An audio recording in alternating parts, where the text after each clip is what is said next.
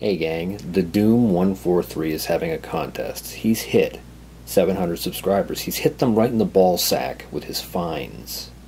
Now let's get straight into this long ass video. He wants to see 50 books, 50 of your top books. He didn't clearly define what top means. It's what top means to you.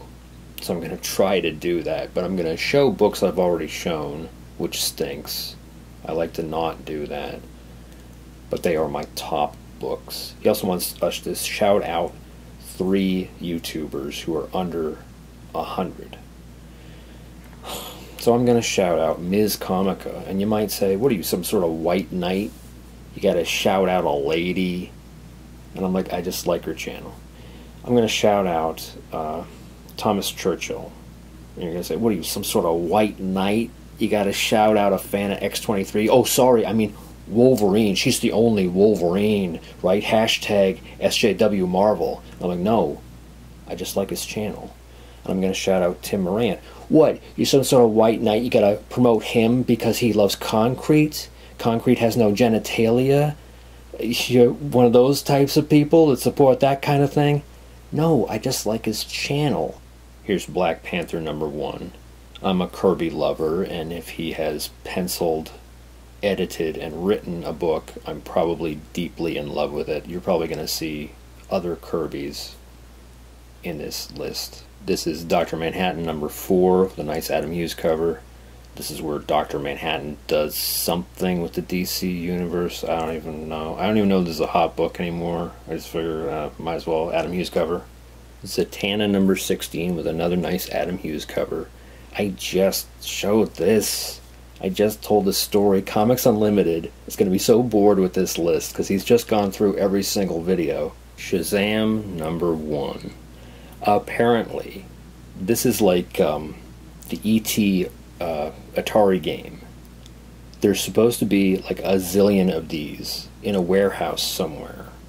I specifically told you you'd see other Kirbys in this list. Here's Forever People #1. Yellow Like a Lemon. This is my favorite Kirby series. The last issue is actually my favorite, but this one's obviously the first full Dark Side. So this is New Mutants 87. I bought this from a store, and that store would now be selling this for well over $100. They'd have it behind a display case. I bought it from their discount basement for $2. Oh, it wasn't a stealth buy. It was 2003, when no one gave a crap about anything having to do with Rob Liefeld. I take this up to the counter, and the guy gives me a wry little smile like, you actually believe, you're one of these guys who actually believes that this will ever be worth anything again. Here's Tales of the Teen Titans #44. I know how lame I look, that some of my best books are the ones that Doom is giving away for the contest. And here's Black Lightning #1, from the dollar bin straight to the CW. I didn't want to weigh the whole list down with Comics Journal covers, but I couldn't choose between my 2 favorites, so I'll put both of them on the list. This is issue 181 with a very nice Stan Lee cover. Here's another Comics Journal cover, issue 117, a very nice Dave Stevens cover. The interview is actually pretty lame, but what are you going to do? Here's Legends #3. I don't even know what this goes for anymore. I know that everything tanked when the Suicide Squad movie came out, but it must have some value, right? Incredible Hulk 330. The first Todd McFarlane art for Marvel. Again, I don't really know what this goes for. I know the crappiness of a comic book store when I walk in and they have books that I have on the wall. I walked into one store and they had this on the wall, and I just bought it at a flea market for $1.05. Here's Suicide Squad #23. Please, in the Batgirl movie, let Joker cripple her so this book bounces back up. This is Coyote #11, the first Todd McFarlane art in a comic. It stinks. This is the 3rd appearance of He-Man in Masters of the Universe #1. It actually predates the cartoon. So the sorcerer is Tila's toy, and Tila is just some random barbarian woman. Here's Infinity Inc. number 14. This is the first Todd McFarlane art for DC. This is still, I believe, worth absolutely nothing. Here's Action 609 with a nice Brian Boland cover. You go, girl. You burn that awful costume and dress like a slut. Here's a not fantastic copy of Swamp Thing 37, the first John Constantine. I bought this when I was 15 for $7. And I still regret that because it was worth $7 at the time. And it's not even worth that because the spine is all like screwy. There's no real damage to it. It's just printing problems. But you know, this is the second to last issue of Swamp Thing that I needed. I didn't get the last issue I needed till I was 19. And that's actually what I'm going to be showing next. Here's Swamp Thing 20. This is the first book I bought off of eBay. And I remember thinking when I won it with one click, wow, that really takes the entire joy out of collecting. Because I had been looking for this book since I was 12. I'm now 19, and I just get it like that. Here's a great cover. Brian Boland, of course. Eagle Comics presents Judge Dredd, number 3. Here's Blue Line Prose Sketch Magazine, number 16, with a very nice J. Scott Campbell cover.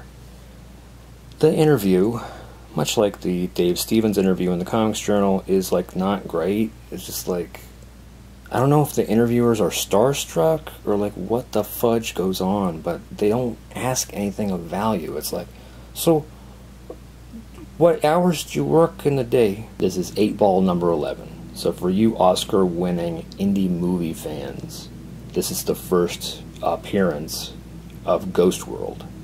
Here's a beat-up copy of The Hunger Dogs. I have never seen this in the wild, and one day I'm at the Kitchener warehouse. I go up to the quarter bins, and there sitting on top is this. And I'm like, thank you, Sydney. Thank you for not shoving it into the magazine boxes, damaging it even more. Thank you for just lightly placing it atop, knowing that I would come and pick it up. Transformers number 1, bought for a dime when no one gave a single crap about Transformers. I got almost an entire run for 10 cents a piece. Here's Superman Annual number 11, which isn't that big a deal, but scumbags on eBay trying to milk as much money out of you as possible claim this is a big deal because it's the Canadian price variant. Here's Batman 655, the first appearance of Damian Wayne. Whatever, I got it for 50 cents maybe a month after it came out. This is Blue Devil Annual number 1. Is it the true first appearance of the Justice League Dark, or am I just trying to fill a slot? Here's Amazing Spider-Man 346. I just like it, okay? I like that it's so cool. I like the teeth and the way that the green goo drips from them. Here's Destroyer Duck number 1. The first appearance of everyone's favorite, Gru. I'm going to gang these up. It's Justice League 183 to 185. It's the first time the Justice League fights Darkseid. It's worth something as a set, I think. And this counts as 3. This is 3 spots. New Mutants Annual number 2. The first American appearance of Psylocke. Remember Psylocke from the one movie? Did she even say a line? Here's Marvel Comics Presents number 19. It's the first appearance of Damage Control. It's bounced twice. It bounced, then it went down, then it bounced again with these various TV announcements. The week before the TV announcement, I was scrambling to get this because I'd read the Wikipedia page saying that they were going to do Damage Control as one of the Marvel mini-movies. So I was like, oh my god, I gotta get every single appearance I can. And then, a week later, they make the TV show announcement. And I'm like, yes, I'm finally right. I'm finally right about speculation. Some of these are just going to be sort of like filler. This is Marvel Masterpieces 2, number 2, with a awesome, and I never use the term awesome, an awesome Bill Sienkiewicz cover.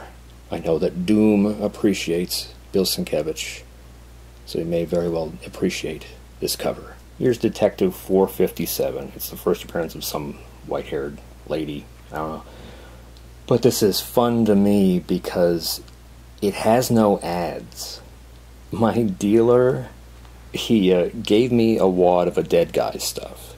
And some of this stuff was comics that had the ads pulled from them. So I have a wad of Detective and Batman, Green Lantern, and Justice League that are all like light as a feather because they have no ads in them. He actually had another wad of these, but they were actually keys. It was like second Hugo Strange, first Joker Fish, a couple other things. And I was like, well, maybe you want to keep these even though they're basically worthless without the ads. This is Dakota North number 1. It's basically worth dick, but I buy it anytime I see it in near mint. When I see it for $1. She would be the perfect replacement on the TV shows for Black Widow. Bendis used her in Daredevil. So it's like, when are they going to use her? When is this book going to bounce? But I know I'm on the right track because the Kitchener warehouse has moved it from the $1 boxes to the $3 boxes. Here's the first Squirrel Girl, hashtag SJW Marvel. I'm hoping that some of you will look at this and say, oh shit, that's on a shelf in my LCS, I'm going to pick it up and flip it. Because this generally goes for about $100. It's like a low print run, essential Amazing Spider-Man number 9. And people have gone crazy because they want to pay that much money for it. I've got Venom fever. I gotta have everything having to do with Venom. And so should you to drive the price of this book up. Here's a fun comic, Green Lantern 54. This is where the term women in refrigerators comes from. Kyle's wife is murdered, not wife, girlfriend is murdered by Major Force and is stuffed into his refrigerator for him to find. Here's Pacific Presents number 1 and 2. This counts as 2 spots. I just love my Rocketeer. I don't have the Star Slayer or whatever it is issues that he's in, because every time I see them, they're always beat. They're always dinged, and it's like, I'd rather have the $1. More Kirby. Superman's pal Jimmy Olsen 134. The first cameo of Darkseid. So I got this for $7 way back in the day. I could have bought probably a very fine copy for $30. But I was like, $30? I just want to read it. This is Marvel Team Up 144. It's the only one of the early black suit appearances that I have. Here's a snazzy Joe Jusko Vampirella. Bloodlust. It just looks good. I don't know. Here's Action 592. This is the first part of a storyline in which Big Barda and Superman star in a porno. And of course they don't show anything, stupid goddamn comics code. It's supposed to be like the second or third rarest Acme novelty book. If you see it in your comic book store, it will probably be folded in half because it's flimsy and giant. Still more Adam Hughes. This is Wonder Woman 189. Very snazzy cover. Again, I've shown it before. X-Men 94. Yes, it needs a pressing, it needs a cleaning. Not that I would ever do anything like that, but it's actually a miracle that I got this. I go to my local little crappy flea market that's on in the summer, and there's like a new table there, and there's a pile of crappy books. It's mostly like Archie's. It's got Marvel 2-in-1s. It's got some Captain Marvels. They're all beat, but I'm looking through and I find this, and it's $2. They want $2 for these beat comics, but I'll pay $2 for this. Well, the week before was the last week that a comics dealer was there. The week before, he had interrogated me about Wonder Womans I had bought at some other table. Oh, it was at, are those worth anything? Because he knows that I'm a collector. Well, if he had been there that week, he would have been through all the other tables to find that. I go the next week, there's a separate dealer there. I go to this a table that I got this book at first, and I notice that the pile's shrunk. Well, I go to this guy's table, and he has the Marvel 2-in-1s. He's got the Captain Marvels bagged and marked up to like $7, $10, $12, and $15 a piece. He would have found that if he had been there the week before. The other dealer would have found it if he had been there the week later. It's a miracle that I found this. So thank you to the Doom143. Thank you for holding this contest. Congratulations on the 700 plus subs. Thank you to anyone sitting through this long ass video. I had to do it in 2 sessions. I did one at night, and I'm doing this one during the day, so if you hear lawnmowers and birds chirping, that's why.